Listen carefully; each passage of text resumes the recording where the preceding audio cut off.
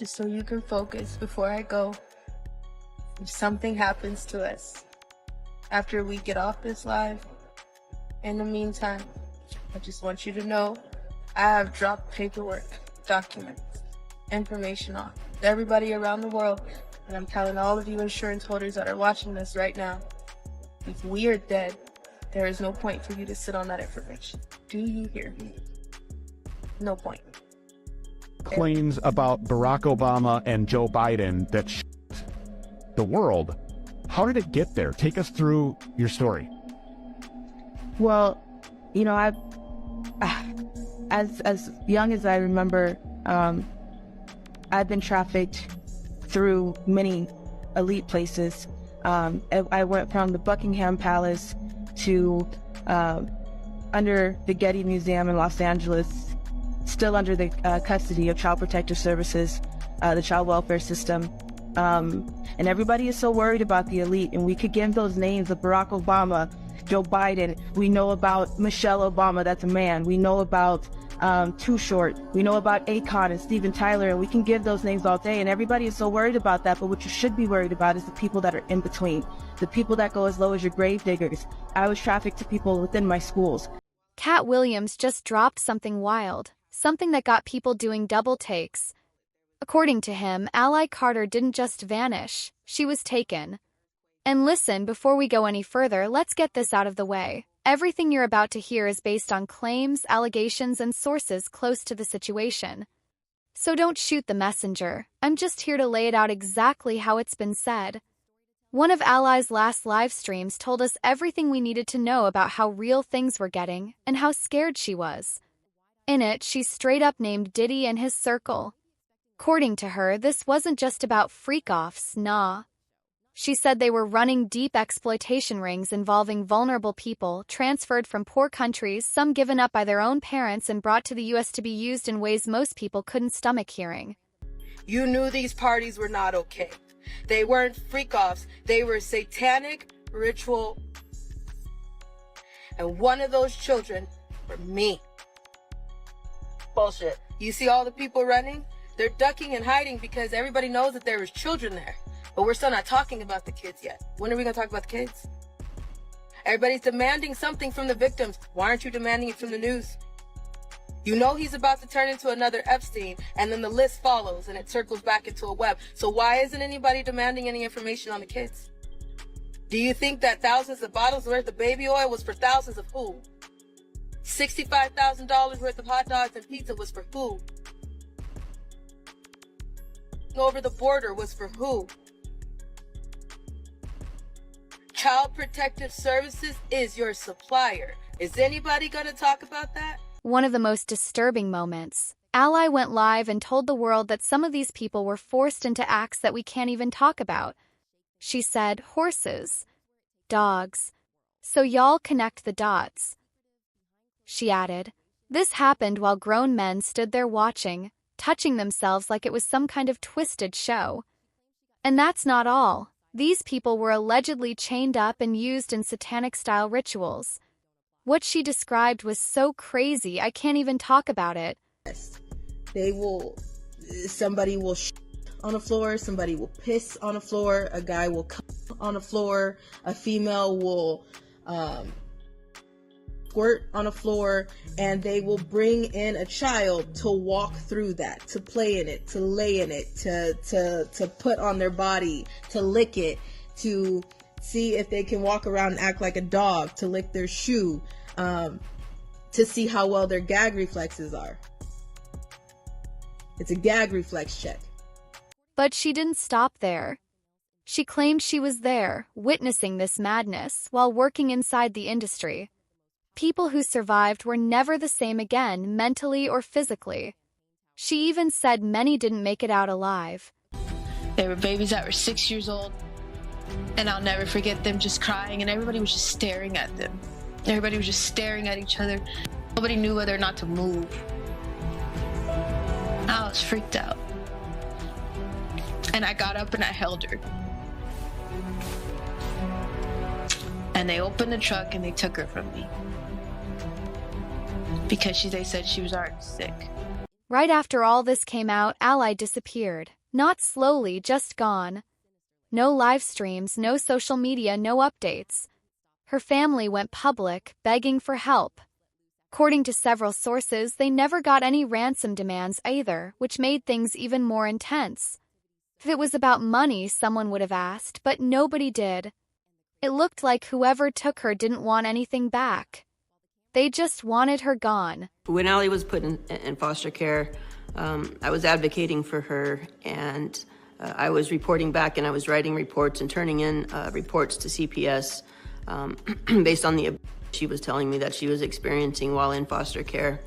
At first, they embraced me, and they were allowing me to have visitation with her. When I started making too many waves, they turned everything back on me. They filed a court order that said I was a predator to Allie, and they were telling me I was not allowed to have contact with her because they were trying to silence things, and they were using that as a means to scare me. Shortly after that, Allie went missing from CPS care. She was AWOL for over a year. After that year was up, they placed her with me. They said I was a good home and a good fit for her, and they allowed her to be placed in my home. Those are two opposite things in a very short time, but they do that to a lot of parents. That's a tactic they use to silence people. Thing is, Ally had already been warning people. She said it straight up before all this went left, that strange men had broken into her home. She made it clear these weren't random thieves. She believed they were sent operatives, hired to track down and erase whatever evidence she might have had on the people she was naming. Just so you can focus before I go. If something happens to us after we get off this live, in the meantime, I just want you to know I have dropped paperwork, documents, information off to everybody around the world, and I'm telling all of you insurance holders that are watching this right now, if we are dead, there is no point for you to sit on that information. Do you hear me? No point. No car accidents. There will be no fires or overdoses. But if there is one, can you read between the lines? There's a call from the prisons. Someone thinks that they have a green light on us that they don't even know what they're talking about. She had proof. In one post, she showed her house trashed, furniture flipped, electronics smashed, personal stuff torn up. Luckily, she wasn't home at the time. But the message was loud and clear. They knew where she lived, and they were getting closer. You don't believe me? Here you go. What once was a full house, we were still paying rent on our house. What we were doing this whole time was moving everything because our house is gone. Our house is gone. This is the price of speaking out. This is the price of speaking out. After that, she recorded one of the most emotional messages she ever posted. Her voice was shaking. She wasn't even talking about the break-in, she was venting about the silence. About the people who were supposed to support her but were too busy arguing online. You get and re-victimized again by people who wanted to argue a back and forth this week like that mattered. Okay, you had Stu Peters and Timothy Charles Homestead going back and forth, and nobody has even bothered. Not that I give a damn, and not that I understand that you guys are gonna be that selfish, but nobody has bothered to apologize for all the hell. And as for the people allegedly behind everything, here's what she said. Standing Rock Avenue, because everybody has the address, because organizations that were attached to Marks, Sawyer, and many other organizations decided to put out the address, my license plate to one of my cars, and many other of my shit. So here you go. You can have it, right? You know what? She didn't seem like she was lying. Then came details that made people's stomachs turn. She started describing these underground auctions, and we're not talking metaphorically. Buyers would come in, check their teeth, their body cavities like they were test driving something before making a purchase. Picture of a baby. They got a picture of a bunch of kids tied to a wall. That's actually an auction. They're tied to a wall and they're hanging on the wall. That's another form of an auction. Some auctions are very pretty. Some you get to stand. Some you got to be naked. I had some really weird auctions. Some you're tied to a wall like produce or like retail. And basically like you're picking a t-shirt or you're picking clothes. Buyers come through wherever you're at, wherever they put you, and they literally like, okay, there's a white kid, there's a black kid, there's an Indian kid, there's a girl, there's a guy. They check how big your dick is, they check how much space your vagina has, they check your teeth, they check